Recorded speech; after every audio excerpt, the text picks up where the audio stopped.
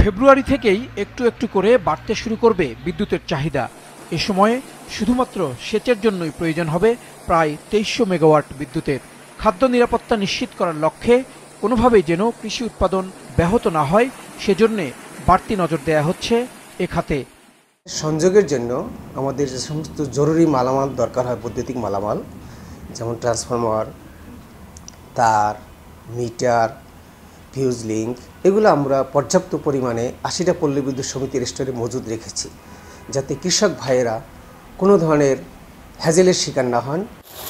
তথ্য বলছে, সারা দেশে বিদ্যুৎ চালিত সেচ পাম্পের সংখ্যা 5 লাখ, যার মধ্যে প্রায় 4.5 লাখ পল্লী বিদ্যুতের আওতাধীন। গ্রাহকদের নিরবচ্ছিন্ন বিদ্যুৎ সরবরাহে কোনো ব্যাঘাত হবে না বলে বলছেন প্রতিষ্ঠানটির এই কর্মকর্তা। যত সাবস্টেশন আছে সরাসরি সেচের সাথে করা হবে এবং বিদ্যুৎ সরবরাহের সাথে সমস্ত সাবস্টেশনগুলো আমরা ইতিমধ্যে মেনটেন্যান্স কাজ সম্পন্ন করেছি। কৃষক ভাইদের প্রতি আমার অবশ্যই আহ্বান থাকবে, রাত 11টা থেকে ভোর 7টা পর্যন্ত অফ পিক টাইমে যাতে কৃষক ভাইয়েরা সেচ পাম্পগুলো, বৈদ্যুতিক সেচ পাম্পগুলো পরিচালনা করেন।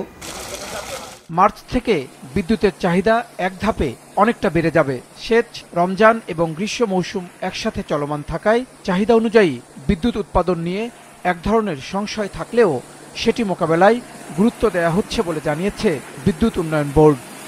যদি প্রয়োজনীয় ফুয়েল পাই, যেমন গ্যাস, আমি কয়লা আমদানি করতে পারি ঠিক মতো, তাহলে তো আমার ঘাটতি থাকবে না। ঘাটতি তো থাকার কথা না। আমার কোনো সাপ্লাই চেনের জন্য যদি কোনো ডিস্টার্ব ঘটে, তখন হয়তো ছোটখাটো কিছু সমস্যা আসতে পারে। মনে করেন যে একটা কয়লা সাপ্লাই চেনে কোথাও হয়তো হলো যে আমি হয়তো প্রয়োজনীয় ডলার পেলাম না, কয়লা কিনতে পারলাম না, বা তেল কিনতে পারলাম না, তখন হয়তো সাময়িক কিছু সমস্যা হতে পারে।